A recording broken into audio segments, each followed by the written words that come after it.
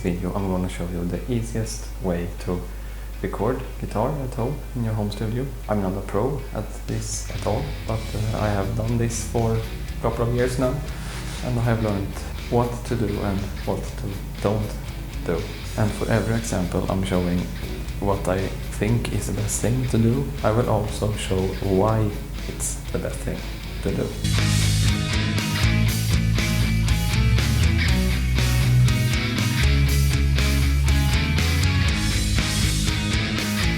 Okay, time to mix some music with my ordinary earbuds.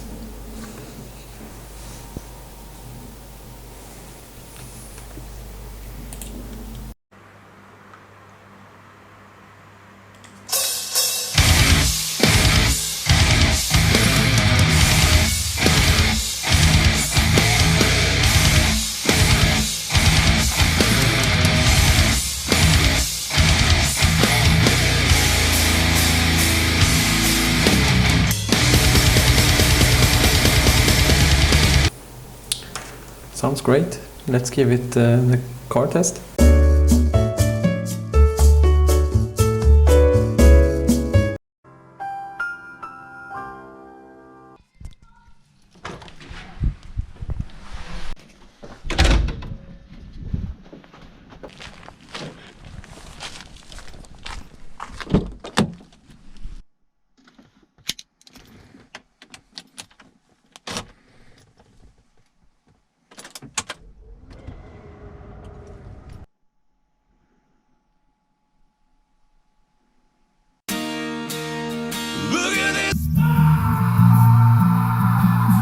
The reason why you shouldn't use ordinary earbuds for mixing is earbuds and other stereo systems are pretty much made to make everything you listen to sound as good as possible. Studio monitors are made to make everything sound as honest as possible, sound just like what it is, which makes it so much easier to find flaws and such you want to correct in your mix.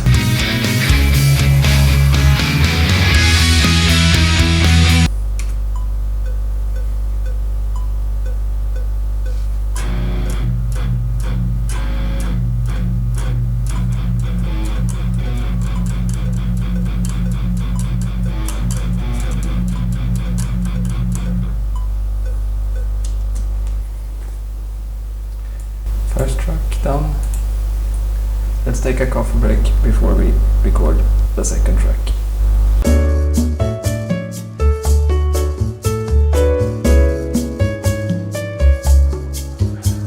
Okay, let's record the second track.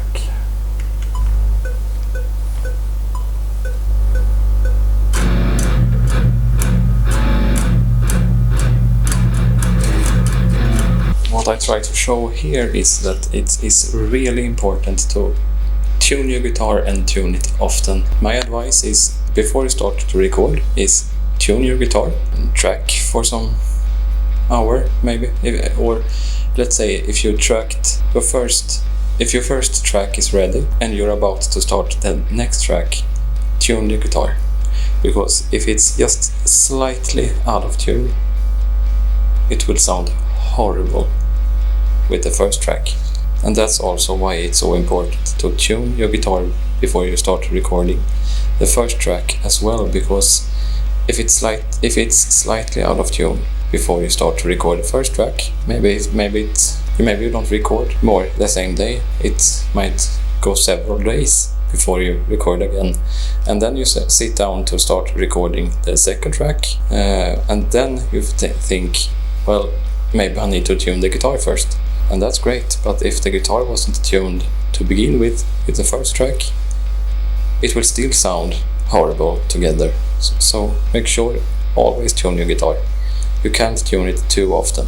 No matter how great guitar you have, it might get a little bit out of tune.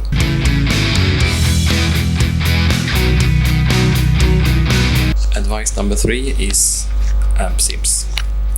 I know Glenn from Spectre Sound Studios are gonna haunt me in my dreams for saying this. Yeah, that means if he sees this video, which I guarantee he won't. Don't be afraid to use amp sims.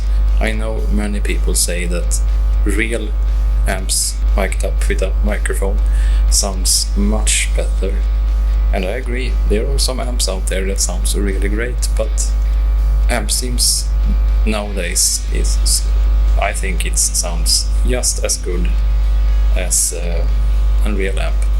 And if you have a home studio, maybe you don't have that much budget to buy real amps, because real amps are often more expensive than amp sims. And not to forget that real amps takes a lot of space. Maybe you don't have that much space for a studio. Amp sims don't take any space at all, except on your hard drive. Me, for example, using bias effects for almost everything I do. That's advice number 3. Amp sims is the future, I think.